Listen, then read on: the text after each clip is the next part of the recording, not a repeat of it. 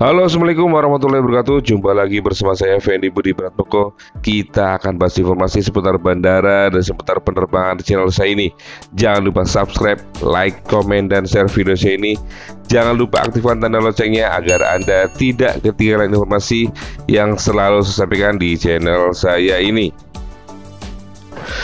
Keamanan dan keselamatan penerbangan bukan hanya menjadi tanggung jawab maskapai dan pemerintah sebagai regulator, namun juga menjadi tanggung jawab penumpang pesawat terbang itu sendiri.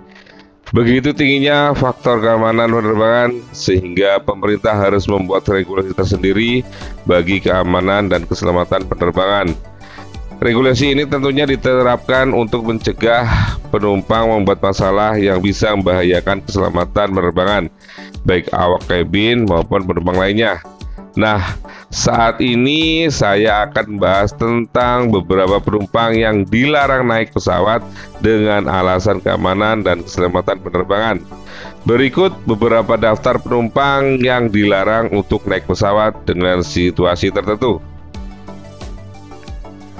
Yang pertama adalah bayi berusia kurang dari 2 hari.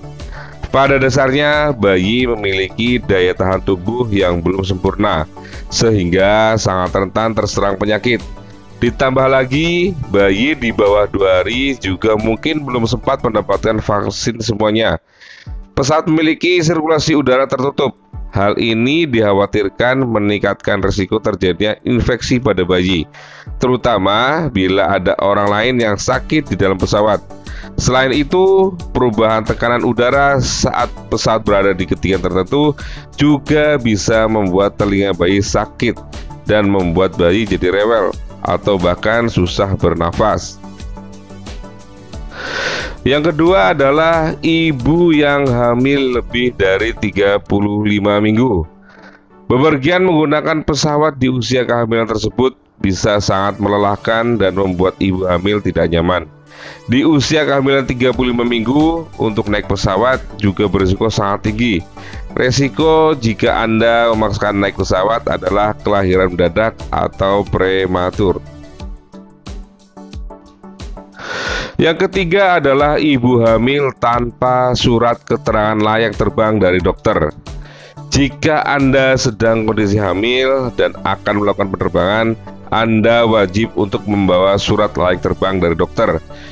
Bersikap kooperatiflah dengan pihak maskapai, karena surat layak terbang dari dokter Anda akan dipergunakan untuk kelengkapan administrasi penerbangan Anda sendiri. Tips dari saya untuk surat layak terbang dari dokter untuk ibu hamil. Surat layak terbang berbeda dengan surat keterangan sehat dari dokter. Minimal pada surat tersebut terdapat kalimat layak terbang atau diperbolehkan melakukan penerbangan, atau kalimat yang menerangkan bahwa ibu hamil tercatat dapat diperbolehkan melakukan penerbangan. Selanjutnya, surat layak terbang baiknya Anda buat di rumah sebelum waktu keberangkatan Anda. Lalu, untuk maskapai Lion Group, surat layak terbang mempunyai masa berlaku, yaitu 7 hari dari tanggal pembuatan. Konten tentang persyaratan ibu hamil sudah pernah saya buatkan. Linknya akan saya cantumkan di kolom deskripsi. Lalu yang keempat adalah ibu hamil membawa bayi. Tidak diperkenankan terbang ibu hamil yang membawa bayi. Pasalnya, kondisi ibu hamil akan kesulitan untuk bisa menggendong dan memangku bayinya. Keadaan tempat duduk yang terbatas akan sangat membahayakan kondisi kandungan ibu hamil dan bayinya itu sendiri. Solusinya adalah silakan ibu hamil membawa pendamping agar bisa membantu menggendong atau memangku bayinya tersebut. Yang kelima adalah penumpang dengan kondisi sakit cacar. Penyakit cacar atau istilah medisnya varicella adalah jenis penyakit yang sangat menular sekali. Penyakit varicella atau cacar air disebabkan oleh virus varicella zoster. Penularan virus cacar atau virus varicella cepat menular melalui udara. Dengan sirkulasi udara di kabin pesawat yang terbatas, maka sangat tidak diperbolehkan sekali penumpang dengan kondisi sakit cacar untuk bisa melakukan suatu penerbangan. Yang keenam adalah penumpang dengan kondisi mabuk minuman beralkohol. Perjalanan udara membutuhkan tingkat keamanan yang tinggi. Oleh karena itu, seluruh penumpang dan kru wajib menjunjung tinggi faktor keamanan bersama selama perjalanan udara. Untuk menghindari kejadian yang tidak diinginkan dan demi kenyamanan bersama selama perjalanan udara, maka penumpang mabuk minuman beralkohol dilarang untuk melakukan perjalanan udara. Aturan ini tertuang di dalam Keputusan Menteri Perhubungan Republik Indonesia Nomor KM 211 Tahun 2020 tentang Program Penanganan Penerbangan Nasional. Yang ketujuh adalah penumpang yang berbeda identitas. Peraturan yang mengatur tentang hal ini adalah Peraturan Menteri Perhubungan Republik Indonesia Nomor PM 185 Tahun 2015 tentang standar pelayanan penumpang kelas ekonomi angkutan udara niaga berjadwal dalam negeri.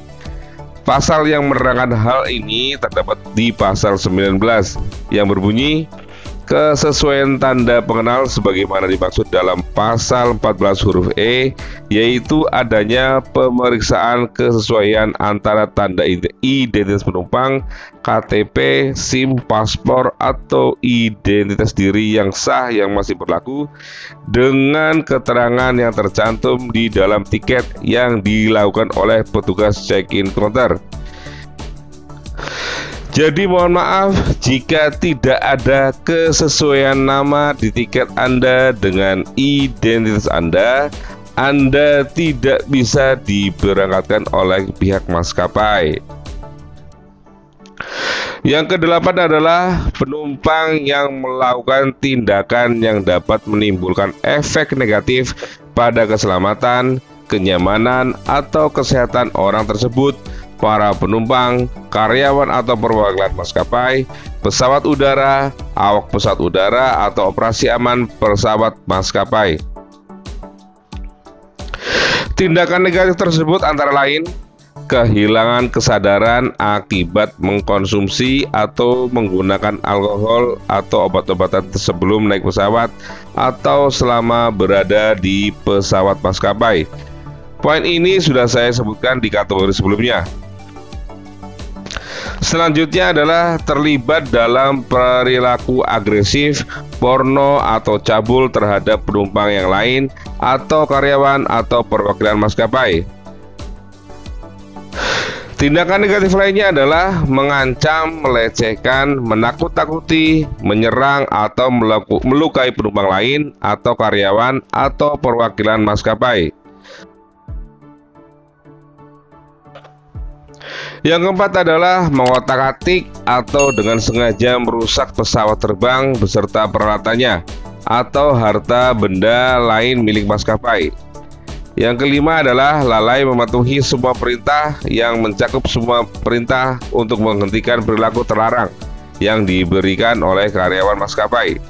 Selanjutnya, masuk atau upaya masuk tanpa izin ke dek penerbangan atau area kokpit pesawat terbang.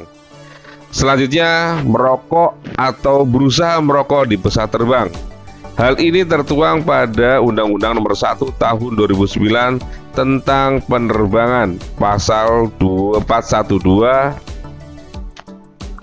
Yang terakhir, bersumpah atau membawa senjata berbahaya atau bersifat mematikan di dalam pesawat, kecuali pengawal yang sedang bertugas atau petugas perdamaian yang telah mematuhi pedoman maskapai.